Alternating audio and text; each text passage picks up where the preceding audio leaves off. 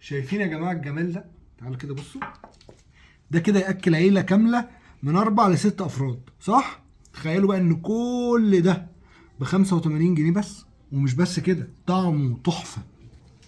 صباح الفل عليكم. النهارده هعمل لكم اكله من اختراعي، وهي في حاجه شبهها بره اسمها الفيش كيك.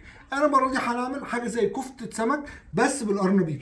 مكوناتها سهله، 400 جرام فيليه. انا هنا استخدمت فيليه بولتي، في انواع فيليه مجمد ارخص من البولتي كتير، فلو قلنا 400 جرام دول المتوسط بتاعهم هيبقى 70 جنيه. 400 جرام قرنبيط يعني تقريبا ربع قرنبيط يعني 3 جنيه، وبيضه نقول بالكتير 5 جنيه، وقول بقى شويه الخضار والتوابل والحاجات اللي هنستخدمها 7 جنيه. يعني الاكل تقريبا هتكلفنا حوالي 85 جنيه. ميه على النار ونحط فيها شويه ملح وشويه كمون، وهننزل بالقرنبيط بتاعنا وهنغليه لمده 3 دقايق بالظبط. دلوقتي القرنبيط اهو سلقناه وشطفناه، هنبتدي بقى نبشره وهو سخن. بشرناه كويس، نشيله على جنب.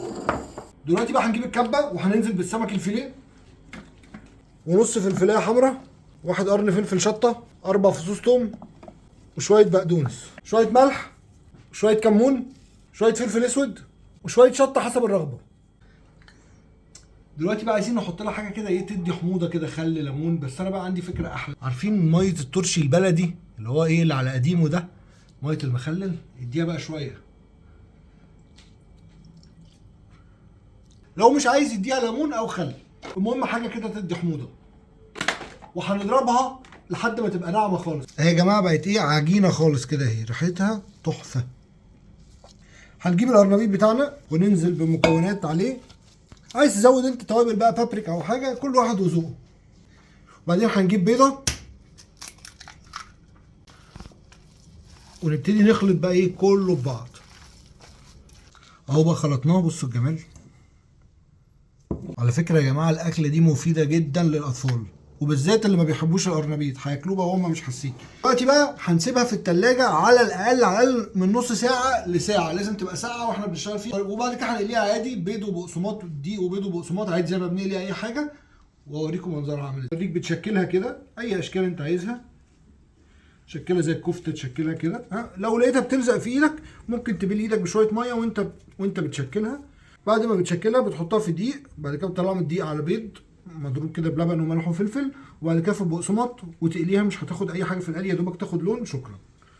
مين يا جماعه يتخيل ان الكميه دي كلها بالجمال ده ب 85 جنيه بس؟ طب انا عايزكم تقولوا لي دي تاكل كام فرد؟ وتخيل بقى كده اتعمل جنبها شويه مكرونه ولا شويه رز ولا حتى كلها بالعيش. تعالوا بقى ايه نشوف الطعم. ده انا كده اكل منها كمان. تعالوا بقى بص الجمال. بص، تعمل منها اشكال براحتك بقى، كور زي البوب كورن كده عشان الاطفال ايه يحبوها ياكلوها كده زي البوب كورن. ممكن تعمل منها زي الكفته. بص الجمال. بس كده دي مفيده كمان، مش لازم تقليها، ممكن تشويها. يلا بقى ندوق. بسم الله.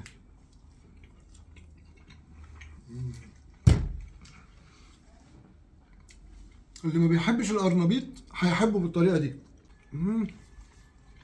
تحفه. بص دي بقى زي البوب كورن كده في الطحينه، ننزل في الطحينه.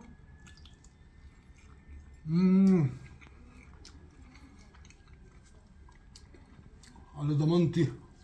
نعمل بقى لقمه بالعيش، حط صباع كده كفته، اديله عصره ليمون، شويه فلفل حامي، شويه طحينه.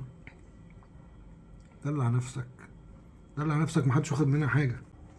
شويه بقدونس، ولف كده يا معلم. قول بسم الله واديله.